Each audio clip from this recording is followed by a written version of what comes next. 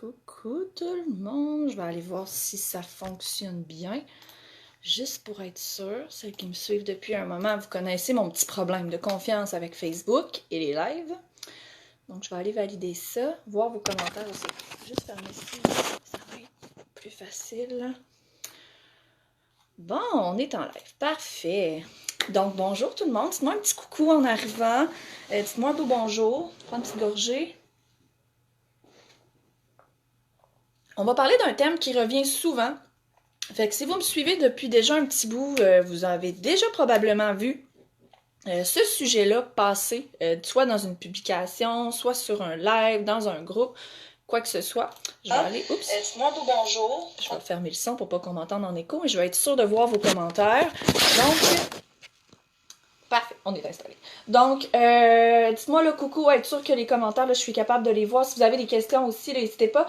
Mais comme je disais, si vous me suivez depuis un moment, c'est un sujet qui revient souvent. Les fameuses coliques. Je vais attendre que vous vous joigniez encore, dites-moi coucou, là. Puis si vous êtes capable de me dire, vous en pensez quoi, vous autres, des coliques? OK? Pour quelqu'un qui vit dans l'univers des allergies, des intolérances, on dirait que pour nous, c'est comme assez flagrant. Mais je sais qu'il y a énormément de mamans qui vont consulter parce qu'elles pensent que leur enfant souffre d'allergie, d'intolérance, puis qui se font revirer de bord en leur disant que c'est des coliques, c'est normal, ça va passer. Donc, je trouve ça réellement important qu'on démystifie ça, les fameuses coliques. Donc, on va en parler vraiment toute la semaine de façon approfondie, mais je tenais à ce qu'on en parle en live ce matin. Donc, je vois pas de commentaires encore, là, donc si jamais il y a des personnes qui ont commenté, ben je les vois pas. Fait que je vais essayer de voir. Moi, je suis pas capable de swiper sur mon téléphone. Fait que c'est ça. Si jamais il y a des commentaires, puis vous, à date que je l'ai pas vu, là, ben recommentez, voir si ça fonctionne.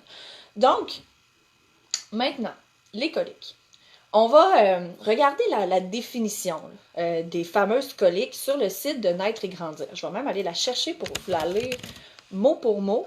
Parce que, ben, c'est comme, à un moment donné, quand on lit la description, on est clairement capable de mettre des mots sur ce que c'est réellement, OK? Donc, les coliques sont...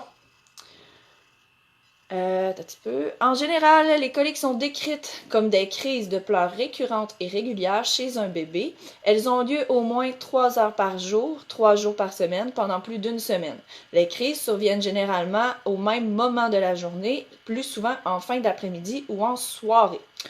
Les coliques sont assez fréquentes chez les jeunes enfants, donc environ 20% des enfants. Donc, ensuite, les symptômes, OK? Les symptômes, qu'est-ce qui caractérise une crise de colique? Et je mets colique entre parenthèses, vous aurez bien compris que moi, là, j'adhère pas du tout au concept des coliques. Donc, les symptômes de colique sont de serrer les poings et de devenir rouge, de raidir les jambes et les muscles du ventre. Le ventre est dur avec des gaz et l'enfant s'arque le dos vers l'arrière. Moi, personnellement, là, quand je lis ça, là, c'est pas des symptômes de colique.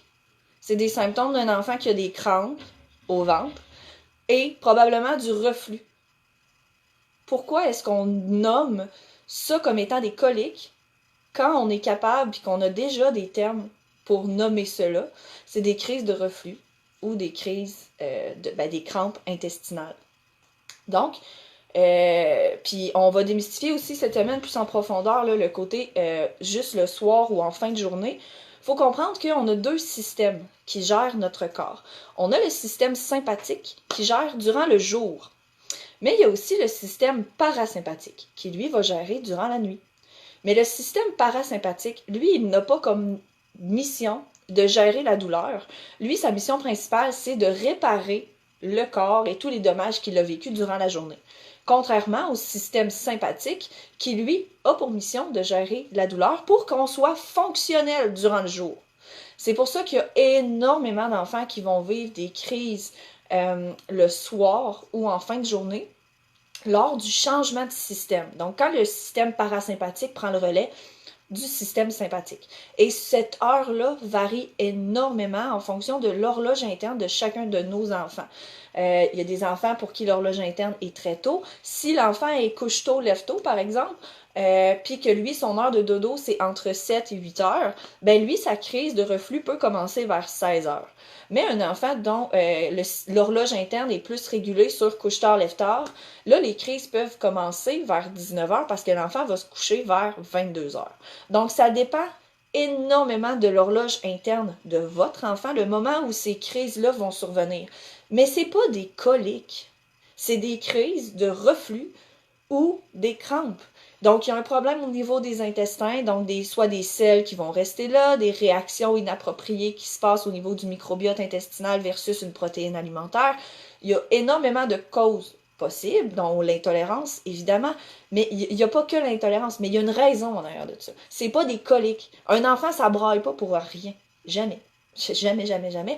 Parce qu'un enfant ne fait qu'exprimer des besoins. Donc, si l'enfant a des coliques le soir, il a mal, ok? On le voit, généralement, ils vont avoir justement le ventre gonflé, dur, des pets, ils vont avoir mal, on va des fois même entendre que ça remonte beaucoup. Il faut trouver la cause de ça, puis généralement, ben, c'est de voir avec le journal de bord alimentaire, ok, parfait, quand est-ce que les crises le soir sont beaucoup plus intenses, parce que oui, tu sais, il y a des pleurs de décharge aussi, qui peuvent être confondus avec les coliques. Les pleurs de décharge aussi vont avoir lieu énormément le soir parce que c'est l'enfant qui va décharger toutes les tensions de sa journée. Il faut comprendre que le pleur, pour un enfant, c'est la meilleure façon de relâcher les tensions parce que ça nécessite chacun des muscles ou presque de son corps quand un enfant pleure. Donc, les pleurs de décharge versus colique versus tout le reste, c'est vrai que c'est mélangeant puis ça se passe tout le temps juste le soir. Donc, le journal de bord est la meilleure façon pour vous d'être capable d'avoir une vision globale. Puis de voir, ok, parfait, ben c'est récurrent à toutes les fois que je mange telle affaire, les crises de soir sont vraiment intenses. Quand j'en mange pas, ben on est capable d'avoir juste une petite demi-heure, 45 minutes de crise le soir. Là, on est capable de faire peut-être la distinction entre des pleurs de décharge, des intolérances, mais c'est le journal de bord qui nous permet d'avoir quelque chose de concret sur quoi travailler. Parce que si on n'a pas de journal de bord, c'est comme si on travaillait dans le vide. T'sais, on n'a pas de matière. On peut pas se demander en tant qu'humaine de se rappeler quand est-ce que notre enfant pleure, quand est-ce qu'il boit, quand est-ce que nous on mange, quand est-ce qu'il fait ses selles, de quoi ils ont de l'air dans... C'est impossible. On est humaine, on dort pas généralement quand on a un nouveau-né, surtout quand il y a des intolérances, du reflux, des coliques et tout. Donc, je vous encourage vraiment là, à mettre en place votre journal de bord pour essayer de voir s'il y a un lien entre vos fameuses coliques et un aliment que vous pourriez consommer. Ça se peut que ça soit autre chose aussi, mais c'est vraiment le journal de bord qui va être capable de vous répondre. Toute la semaine, suivez les publications, dans le fond, qui vont être faites. On va démystifier chacun des aspects qu'on a parlé aujourd'hui un peu plus en profondeur. Puis si je ne me trompe pas, la semaine prochaine, on parle vraiment du reflux. Attends un petit peu, je vais aller dans mon agenda. Ouais, c'est ça. La semaine prochaine, on va vraiment parler du reflux. Donc, on va décortiquer le reflux en profondeur la semaine prochaine, mais on va déjà commencer à aborder le sujet un petit peu cette semaine parce que veut pas, ben, les coliques, c'est soit du reflux, soit des crampes intestinales ou des pleurs de décharge. On a comme 3 options, donc on va prendre le temps de décortiquer ça un petit peu cette semaine. Je ne vous retiens pas plus longtemps, je vous souhaite une excellente semaine. Si jamais vous avez des questions, ben, n'hésitez pas à commenter les lives, que ce soit en replay ou quoi que ce soit, là, ça va toujours me faire plaisir de vous répondre.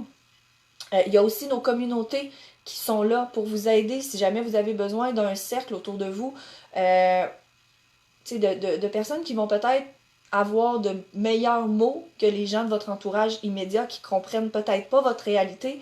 Les communautés sont géniales aussi quand on cherche des choses. Donc, n'hésitez pas à vous joindre à nous si c'est pas déjà fait. Sur ce, je vous souhaite une excellente journée, une excellente semaine. Puis on se revoit en live ici lundi prochain, excusez-moi, où est-ce qu'on va parler de reflux. Bye bye tout le monde!